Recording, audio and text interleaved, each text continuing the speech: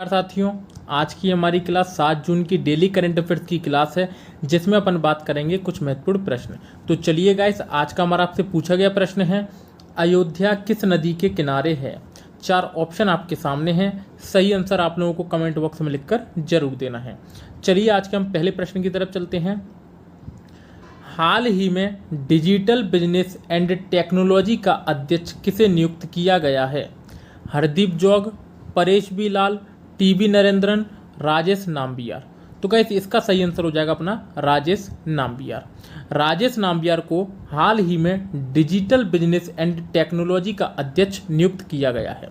Rajesh Nambiar Cognizant India के कार्यकारी उपाध्यक्ष और अध्यक्ष थे, जिन्हें हाल ही में डिजिटल बिजनेस एंड टेक्नोलॉजी का अध्यक्ष नियुक्त किया गया है। ये किसकी जगह लेंगे, तो ये लेंगे मैल्कम फ्रैंक की। मैल्कम फ्रैंक की ये जगह लेने वाले हैं। मैल्कम फ्रैंक की इन्होंने जगह ली है। ठीक है दोस्तों, तो इस क्वेश्चन को आप याद रखना। चलिए गाइस नेक्स्ट क्वेश्चन की तरफ चलते हैं। अगला क्वेश्चन है गाइस, हाल ही में अंतर्राष्ट्रीय एम्प्रेस, दोस्तों ये एम्प्रेस होगा,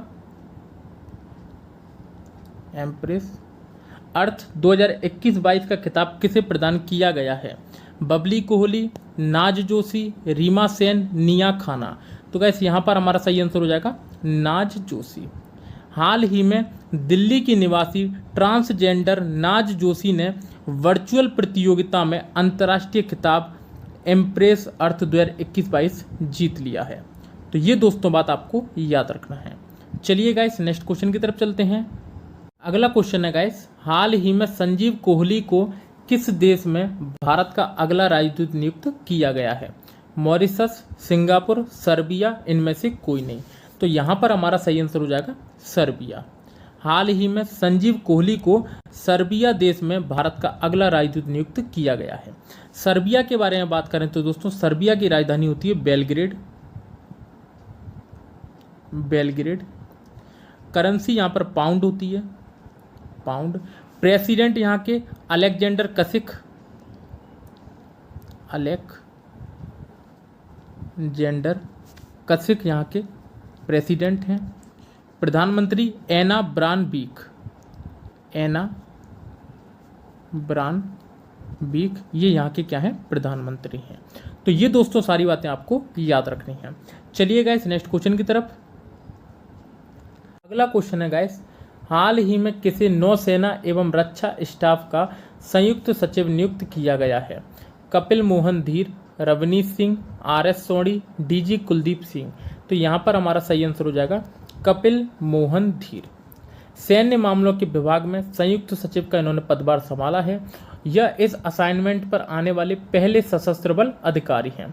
बात करते हैं दोस्तों नौसेना के बारे में। तो नौसेना का गठन हुआ था 1612 में, लेकिन आज़ादी के बाद इसका गठन किया गया 26 जनवरी 1950 को। 26 जनवरी 1950 को इसका गठन किया गया और वर्तमान में इसके अध्यक्ष कौन हैं, करमबीर सिंह। करमबीर सिंह, एडमिरल करमबीर सिंह। ठीक है दोस्तों, तो ये सारी बातें आपको याद रखनी है। चलिए गाइस नेक्स्ट क्वेश्चन की तरफ चलते हैं। अगला क्वेश्चन है गाइस, हाल ही में नासा ने किस ग्रह के अध्ययन के लिए डाविंसी प्लस और वेरिटास नामक 2 मिशनों की घोषणा की है। शुक्र, बुध, बृहस्पति, इनमें से कोई नहीं। तो गाइस यहाँ पर हमारा सही आंसर हो जाएगा शुक्र ग्रह। शुक्र ग्रह के अध्ययन के लिए नासा ने 2 मिशनों की घोषणा की है।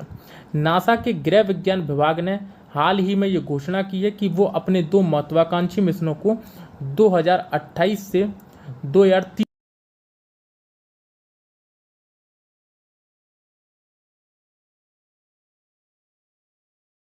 तो डाविंसी प्लस का काम क्या होगा, तो इसका काम होगा शुक्र ग्रह की संरचना का अध्ययन करना और वेरिटास का काम शुक्र कक्षा से उसकी सतह का नक्शा बनाना। तो दोनों के दोस्तों अपने अपने काम होंगे जो कि नासा 2028 से 2030 के बीच में लॉन्च करेगा। बात करते हैं नासा के बारे में। तो इसकी स्थापना की गई थी 1958 में और नासा के प्रमुख कौन हैं, bill Nelson. Bill Nelson NASA के प्रमुख हैं।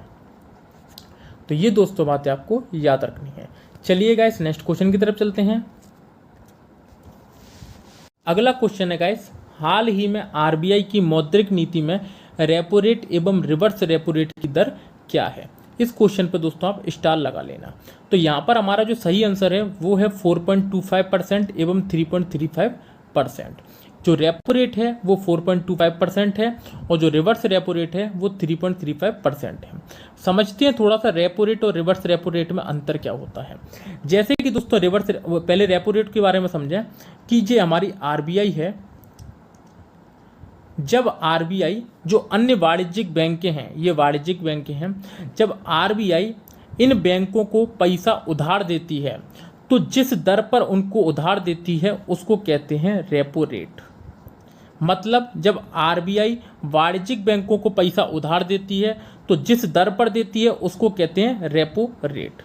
जब वाणिज्यिक बैंक आरबीआई को अपना पैसा रखने के लिए देती हैं तो उसको कहते हैं रिवर्स रेपो रेट।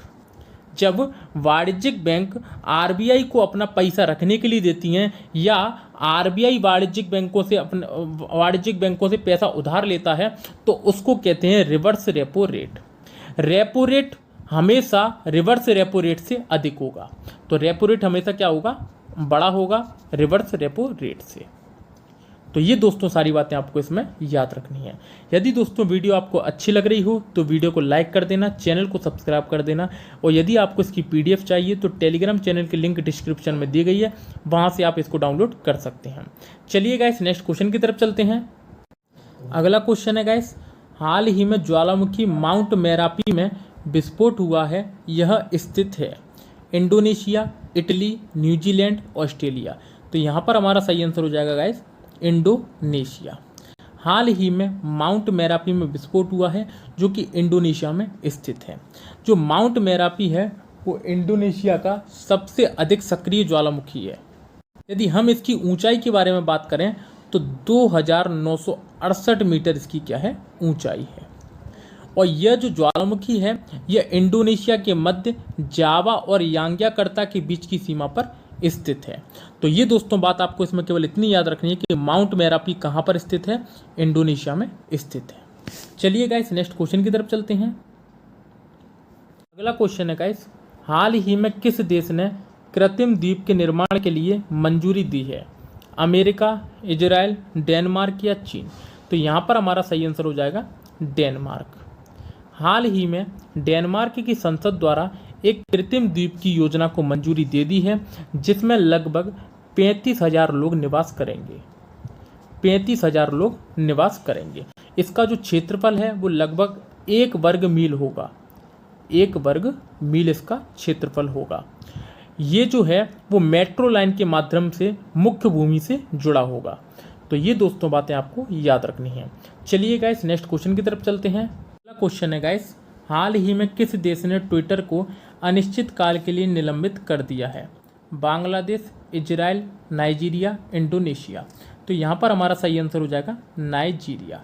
हाल ही में नाइजीरिया देश के राष्ट्रपति मोहम्मद बुहारी ने ट्विटर को अनिश्चित काल के लिए निलंबित कर दिया है। नाइजीरिया के जो राष्ट्रपति हैं मोहम्मद बुहारी, उन्होंने एक ट्वीट किया था जिसको ट्विटर ने डिलीट कर दिया था। वो सिविल वॉर को लेकर एक ट्वीट था जिसको ट्विटर ने डिलीट कर दिया था। कारण पूछा गया तो ट्विटर ने ये बोला कि ये हमारी गाइडलाइन के खिलाफ है। तो उसके बाद वहाँ के राष्ट्रपति ने ये एक्शन लिया और ट्विटर को अनिश्चित काल के लिए निलंबित कर दिया। अब जो भारतीय ऐप है कू ऐप, वो अपनी यहाँ पर संभावनाएं तलाश कर रहा है। तो कू ऐप आपको यहाँ पर जल्दी ही देखने को मिल सकता है। ठीक है दोस्तों, तो ये सारी बातें आपको याद रखनी है। ट्विटर की स्थापना कब की गई थी? 2006 में ट्विटर की स्थापना की गई थी और कैलिफोर्निया में इसका मुख्यालय है। कैलिफोर्निया में इसका मुख्यालय है। तो ये दोस्तों सारी बातें आपको याद रखनी है। चलिए दोस्तों नेक्स्ट क्वेश्चन की तरफ चलते हैं। अगला क्वेश्चन है गाइस, हाल ही में किस राज्य केंद्र शासित प्रदेश ने योनटैब योजना लॉन्च की है? लद्दाख, पुदुचेरी, जम्मू, दमन दीव? तो यहाँ पर गाइस हमारा सही आंसर हो जाएगा लद्दाख। लद्दाख केंद्र शासित प्रदेश ने हाल ही में योनटैब योजना लॉन्च की है। ये वहाँ के स्कूल शिक्षा विभाग की एक पहल है जिसमें उपराज्यपाल RK माथुर द्वारा छात्रों को लगभग 12,300 टैबलेट वितरित किए गए हैं। यदि हम लद्दाख के बारे में बात करें तो इसकी स्थापना कब की गई थी? 31 अक्टूबर 2019 को इसको केंद्र शासित प्रदेश का दर्जा दिया गया और वर्तमान में इसके उपराज्यपाल हैं आर के माथुर। तो यहाँ के उपराज्यपाल का नाम क्या है? आर के माथुर। तो चलिए गाइस, आज से हम एक नई पहल शुरू कर रहे हैं जिसमें हम पिछली क्लास के करंट के क्वेश्चनों का रिवीजन करेंगे। बहुत ही क्विक रिवीजन करेंगे, 1 से 2 मिनट में। चलिए गाइस शुरू करते हैं। पहला प्रश्न है, हाल ही में जारी FIH विश्व रैंकिंग में किस देश की हॉकी टीम को शीर्ष पर रही है? बेल्जियम देश की। बेल्जियम यहाँ पर हमारा सही आंसर हो जाएगा। अगला क्वेश्चन, किस कंपनी ने मार्ने लेविन को अपना CBO नियुक्त किया है, चीफ बिजनेस ऑफिसर? तो फेसबुक यहाँ पर हमारा सही आंसर हो जाएगा। भारतीय वायुसेना के नए उप प्रमुख विवेक राम चौधरी।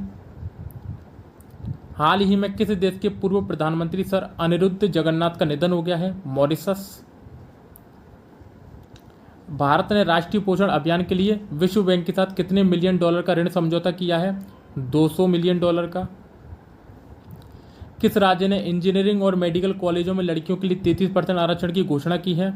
बिहार सरकार के द्वारा। H10N3 स्ट्रेन से इंसान के संक्रमित होने का पहला मामला कहाँ हुआ है? चीन में। केंद्रीय खाद्य प्रसंस्करण उद्योग मंत्री नरेंद्र सिंह तोमर ने किस राज्य में Indus best mega food park का उद्घाटन किया है? छत्तीसगढ़ राज्य में। हाल ही में फोर्ब्स द्वारा जारी सर्वाधिक कमाई करने वाले 100 खिलाड़ियों की लिस्ट में किस एकमात्र खिलाड़ी को स्थान मिला है? विराट कोहली को। केंद्र सरकार ने भारत और किस देश के बीच सतत शहरी विकास के लिए समझौता ज्ञापन पर हस्ताक्षर किया है? जापान देश के साथ में। और कल का हमारा आपसे पूछा गया प्रश्न था, संसार की सबसे लंबी नदी कौन सी है? तो ये हमारी नील नदी। नील नदी यहाँ संसार की सबसे लंबी नदी है। तो यदि दोस्तों आज की वीडियो आपको अच्छी लगी हो तो वीडियो को लाइक कर देना, चैनल को सब्सक्राइब कर देना तथा कमेंट करके जरूर बताएं वीडियो आपको कैसी लगी। फिर मिलते हैं दोस्तों कल नेक्स्ट क्लास में, तब तक के लिए धन्यवाद।